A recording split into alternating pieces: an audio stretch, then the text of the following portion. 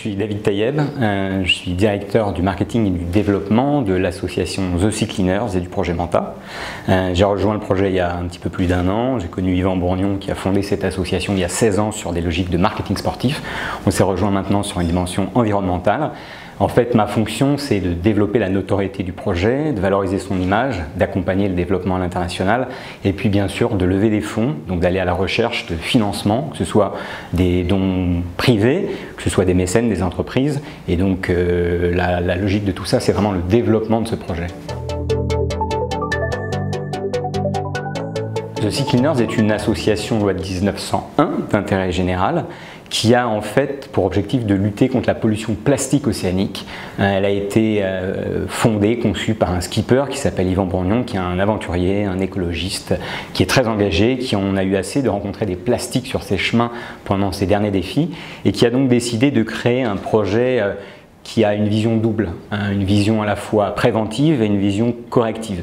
On estime qu'il faut agir à la fois à terre et en mer. On se dit que quand il y a une inondation dans une salle de bain, on coupe le robinet d'eau et on éponge. Donc à terre, ce qu'on fait, c'est qu'on développe déjà des campagnes, des programmes éducatifs de sensibilisation, d'alerte pour les générations actuelles et les générations futures. Comment mieux consommer le plastique, comment le consommer différemment, comment valoriser, comment apprendre avec cet environnement-là. Et puis en mer, on ira collecter les macro-déchets plastiques avant qu'ils se désagrègent, avant qu'ils ne disparaissent, qu'ils soient absorbés par la faune. Et comment on va les collecter à travers la construction d'un navire géant qui s'appellera le Manta et qui va être capable de collecter en masse ces macro-déchets et qui ira dans des zones fortement polluées, proches des embouchures des grands fleuves et des estuaires.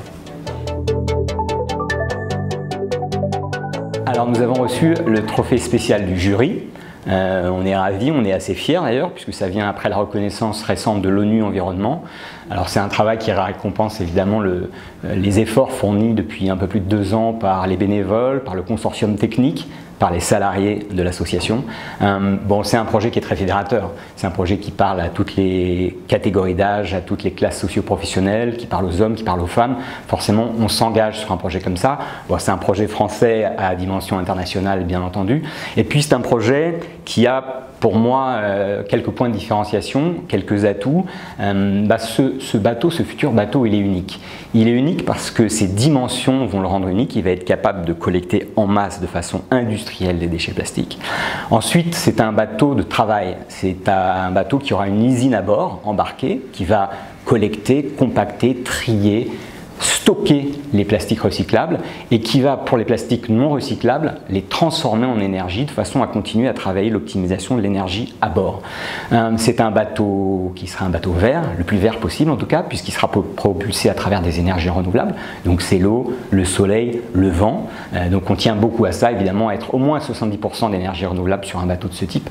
Et puis ce sera enfin un vrai laboratoire scientifique, puisqu'on va quantifier, on va caractériser, on va qualifier les plastiques. Tout ça, ça sera en open data. L'objectif, c'est que ces technologies-là se répandent le plus vite possible et à la plus grande échelle possible. Ce qu'on veut, c'est que le bateau soit mis à l'eau fin 2022 et qu'en 2023, ça commence. Il faudra montrer que ce bateau marche, que ce bateau fonctionne, qu'il est efficient et qu'il est innovant. Donc on va avoir 2 ans de campagne de collecte pour montrer ce qu'on sait faire. L'objectif, c'est d'avoir une flotte de petits Manta, c'est une flotte de navires. Il en faudra 200, 300 pour être vraiment efficace. Un bateau comme le Manta, c'est une collecte de 5 à 10 000 tonnes de déchets par an. On estime qu'il y a 8 millions de tonnes de déchets qui se déversent chaque année dans les océans. Donc on pense qu'avec 300 ou 400 bateaux de ce type, on pourra lutter contre la pollution à venir à hauteur de 30% environ. Donc il faudra que des pays, que des grands groupes s'approprient les technologies et décident d'utiliser tout ce qu'on aura fait en recherche et développement pour créer leur propre flotte. C'est comme ça qu'on va gagner, c'est en étant un peu nombreux. Et aujourd'hui, les signaux sont au vert. En fait, on a déjà travaillé et eu la possibilité de s'illustrer à travers de premières opérations en Suisse, puisqu'on a un lien avec la Suisse qui est très fort. Yvan Bourgnon est un navigateur franco-suisse, donc on avait déjà approché, on avait travaillé avec la CCI France-Suisse. On a aussi étudié avec eux les différentes possibilités de s'implanter là-bas, donc à travers des échanges et différents débats qu'on a pu avoir à Paris et en Suisse. Après, c'est vrai que les nouveaux challenges, les futurs challenges sur ce projet, ils sont nombreux. Il va y avoir déjà le fait de développer nos programmes pédagogiques et nos programmes avec les bénévoles sur l'ensemble du territoire français. Pour ce qui est du bateau, il va falloir qu'on soit capable très vite d'élaborer un vrai cahier des charges techniques, de sélectionner les fournisseurs, les équipements, et puis de sélectionner également un chantier naval. Objectif de financer le projet, bien sûr, donc on a besoin de mécènes qui sont des mécènes techniques, des mécènes de compétences, des mécènes financiers, que ce soit des petites PME ou des grands groupes à l'international. Aujourd'hui, pour une entreprise, s'engager sur un projet comme ça, c'est travailler un peu sa marque employeur et c'est raconter une histoire pour ses salariés, pour ses clients, pour ses fournisseurs, pour ses prestataires. Et donc, à ce niveau-là, l'ambition est réelle. Et puis enfin, il va falloir qu'on lance notre déploiement à l'international.